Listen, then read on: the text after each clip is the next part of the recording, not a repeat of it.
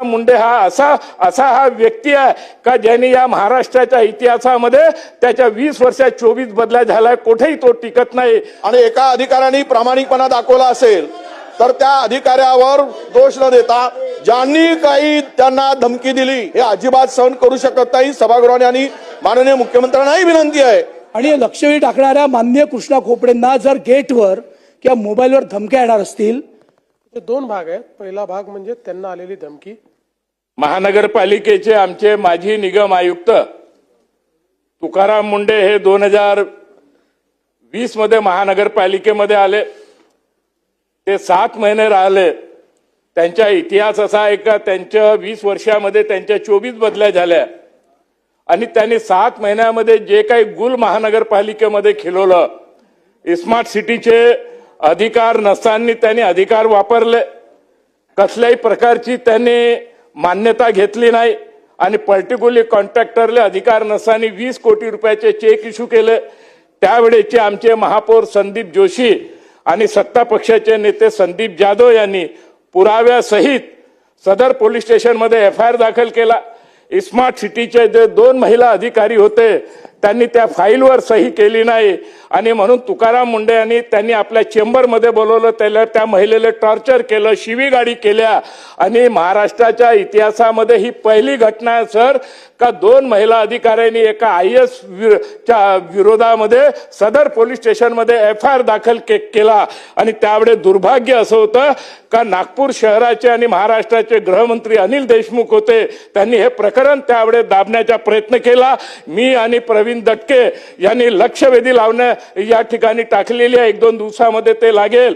काल मी विधानसभेमध्ये आलो असता तुकाराम मुंडेच्या इशाऱ्यावर माझ्या दोन्ही मोबाईलवर मला धमकी आली का तुम्ही तुकाराम मुंडेच्या विरुद्ध बोलू नका, नाहीतर याचे गंभीर परिणाम होईल, हे त्यांनी मला धमकी दिली। आणि मी कालच माननीय मुख्यमंत्री महोदय, माननीय अध्यक्ष विधानसभा आणि पोलीस कमिशनर साहेबांना मी तक्रार केली।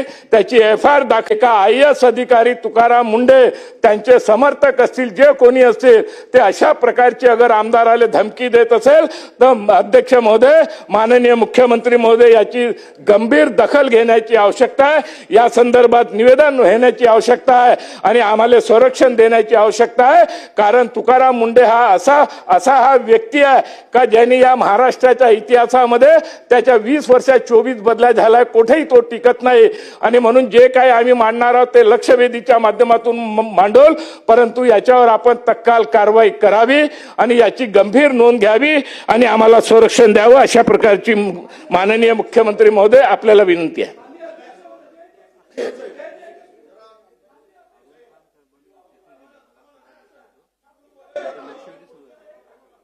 साहेब 2 मिनिट। अध्यक्ष महोदय, हा विषय जो सभागृहात आला, कुठल्याही आमदाराला अशा प्रकारची धमकी देणं लोकप्रतिनिधीला हे योग्य अजिबात नाही। हे आम्ही ते सहन पण करणार नाही। पण अध्यक्ष महोदय, यामागची पार्श्वभूमी जी मानली गेली बघा, ते प्रामाणिक आहेत की नाही, इमानदार आहेत की नाही, त्यावेळेस ते महानगरपालिकेमध्ये असताना त्यांची चौकशी केली गेली। त्यावेळेस त्यांच्या आयुक्तांनी त्यांना त्या संदर्भातली क्लीन चिट दिली, रेकॉर्डवर आहे। मी काही माझ्या मताने सांगतोय असं नाही, माननीय मुख्यमंत्री महोदयांना ते माहित आहे।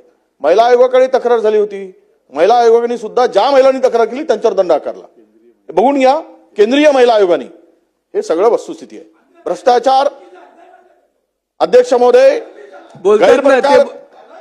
एक अधिकारी नियमाला धरून काम करत असेल आणि एका अधिकाऱ्याने प्रामाणिकपणा दाखवला असेल तर त्या अधिकाऱ्यावर दोष न देता ज्यांनी काही त्यांना धमकी दिली त्यामध्ये जर त्यांचा सहभाग असेल तर त्यावर कारवाई व्हावी। आम्ही कुठल्याही आमदार लोकप्रतिनिधीला धमकी देणं हे अजिबात सहन करू शकत नाही। सभागृहाने आणि माननीय मुख्यमंत्र्यांनाही विनंती आहे की अशा कुण्या प्रवृत्तीला आपण अजिबात थारा देऊ नका।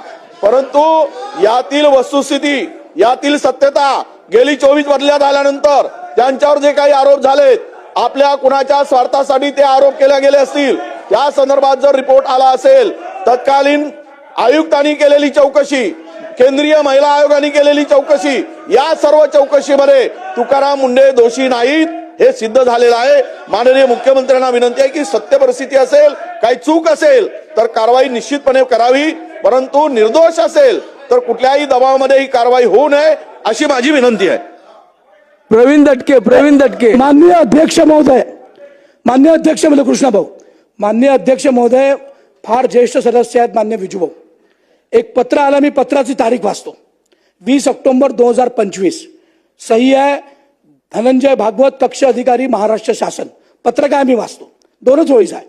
श्री तुकाराम मुंढे भाप्रसे तत्कालीन महानगरपालिका आयुक्त नागपूर यांच्या मुख्य कार्यकारी अधिकारी स्मार्ट सिटी नागपूर या पदावरील नियुक्तीस शासनाची कार्योत्तर मान्यता देण्यात येत आहे, त्याकरिता अनुषंगाने कारवाई करावी, एवढं पत्र आहे.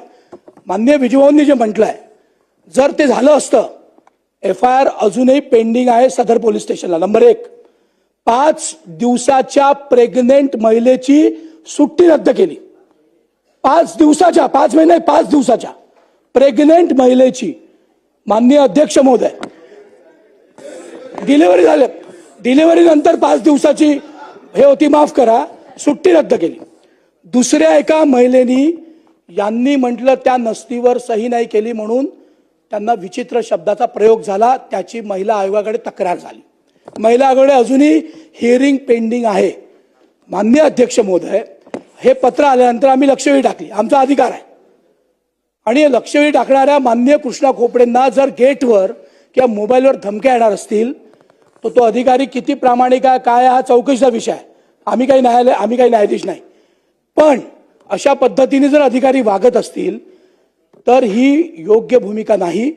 आणि कृष्णा खोपडे 4 टर्मचे आमदार आहेत आणि सभागृहाचा काही मी सदस्य म्हणून मी न्यायाधीश नाही, पण एका तरुण मुलीला, एका तरुण तिथल्या कर्मचाऱ्याला, महिलेला एक महाराष्ट्र बँकेच्या 20 कोटीच्या चेकवर अधिकार नसताना सही केली आहे आणि ते प्रूव्ह झालाय.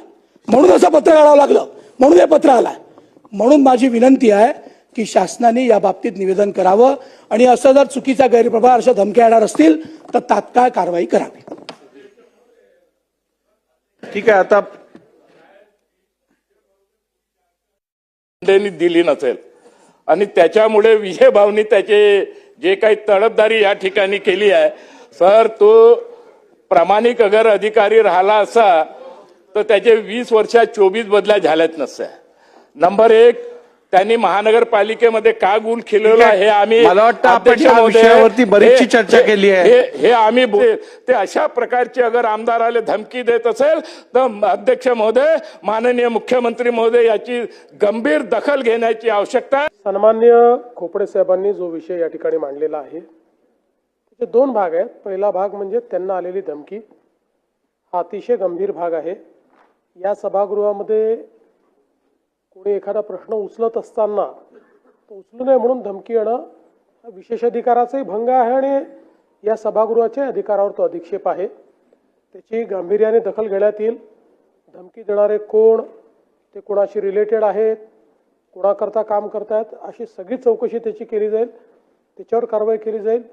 दुसरा जो प्रश्न त्यांनी तुकाराम मुंढे आणि बाकी कारभाराच्या संदर्भात मांडलाय, त्या संदर्भात सगळी माहिती घेऊन त्या संदर्भातलं वस्तुस्थिती दर्शक निवेदन या सभागृहामध्ये केलं जाईल.